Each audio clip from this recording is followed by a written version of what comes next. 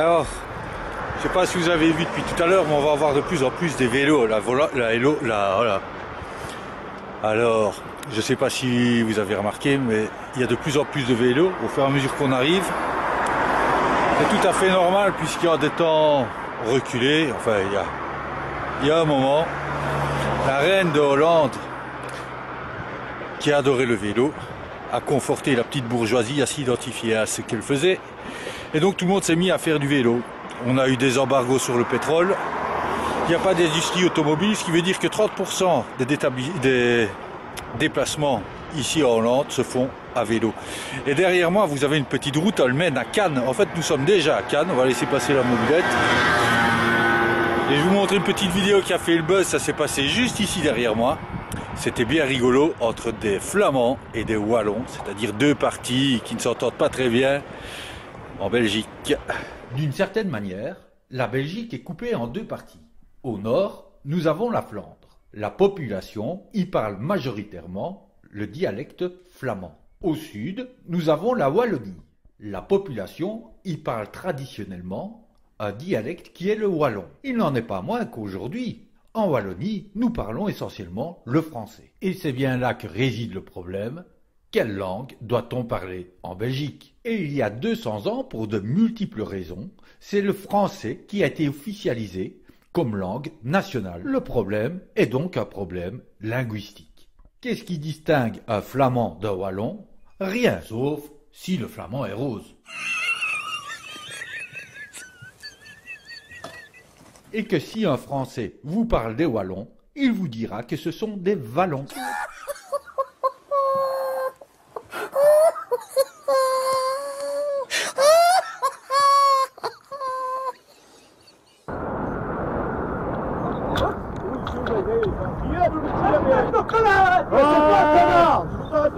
Qu'est-ce qu'il y a? Ah ben il est enregistré mon vieux. Juste viens par derrière, comment fou? Fais ta chose que t'es vieux parce que je te casserai bien la gueule, hein. C'est pas comme ça qu'on roule, imbécile. Ben faut crier. Wallonie. Et stationnaire. Va rouler à Wallonie, con. Voilà. Ouais, fais aller stationnaire. Son vieux. Là, tu nous parles avec ta petite caméra. Ouais, vous roulez comme quoi ça. Oh. Va rouler à Wallonie, t'es trop con pour rouler ici. Et comme les bien qu'on était bien avec le blanc, je comprends pas tout.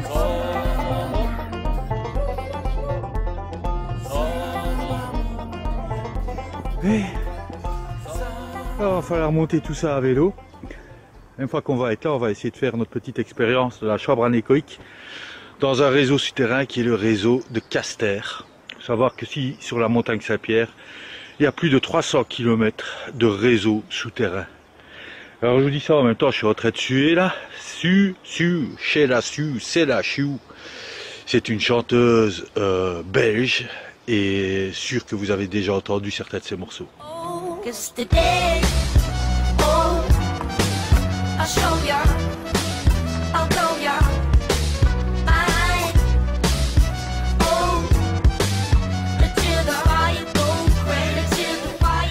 Céla Sou est une artiste belge.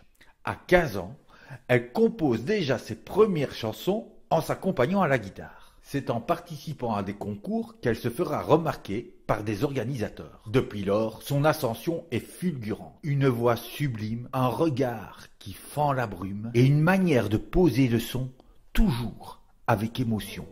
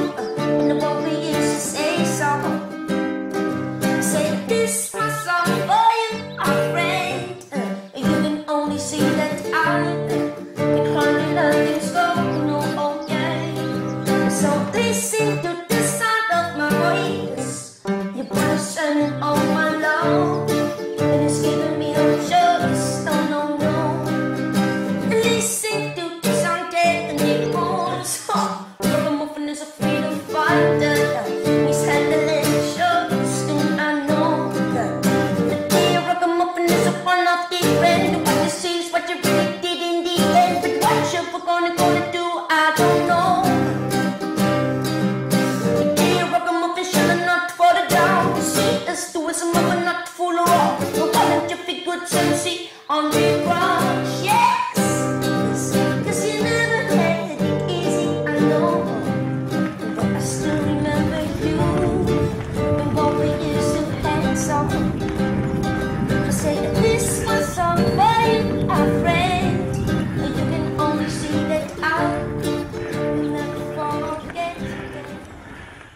Alors voilà, on va...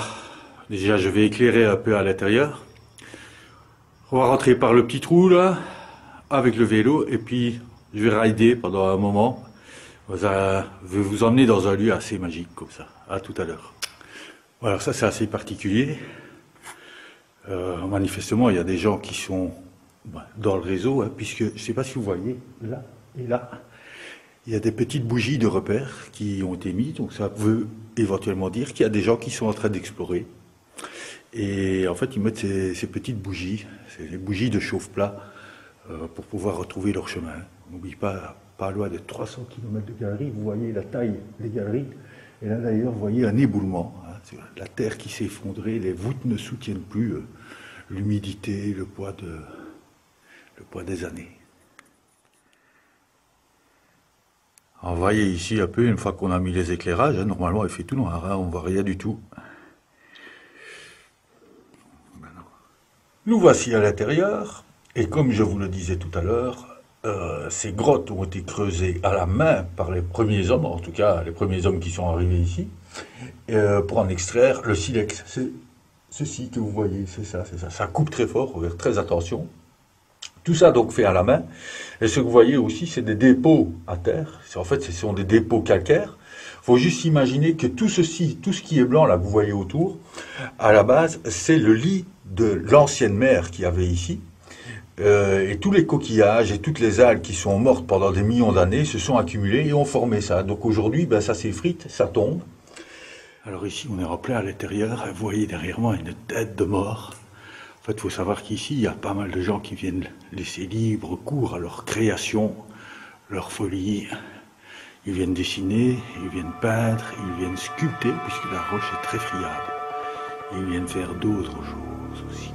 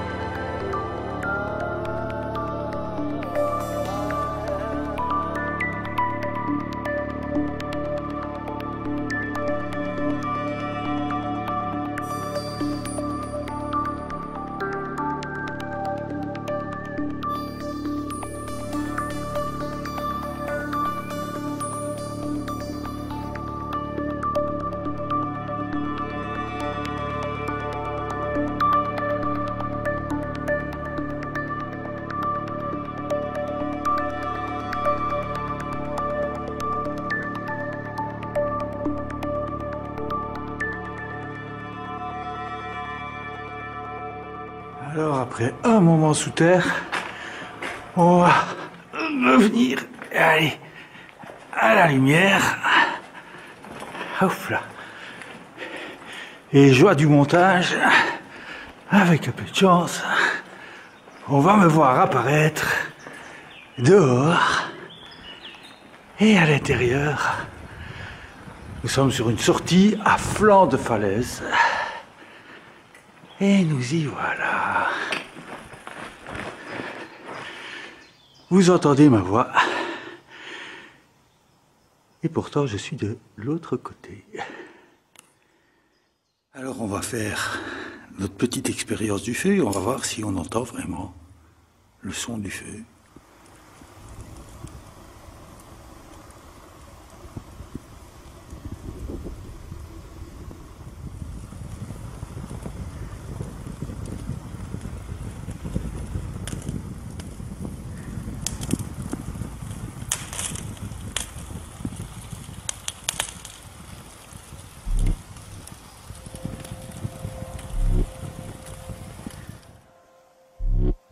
ça craint parce que, en fait, tout à l'heure, je vous ai dit qu'il y avait des gens qui se baladaient, ils ont pas l'air, enfin, je les ai aperçus, ils sont un peu barrés, quoi.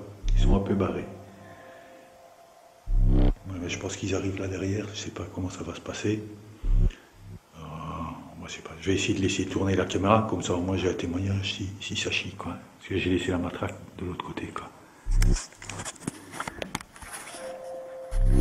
Allô?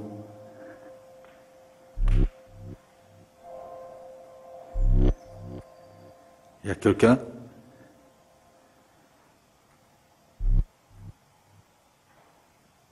Allô?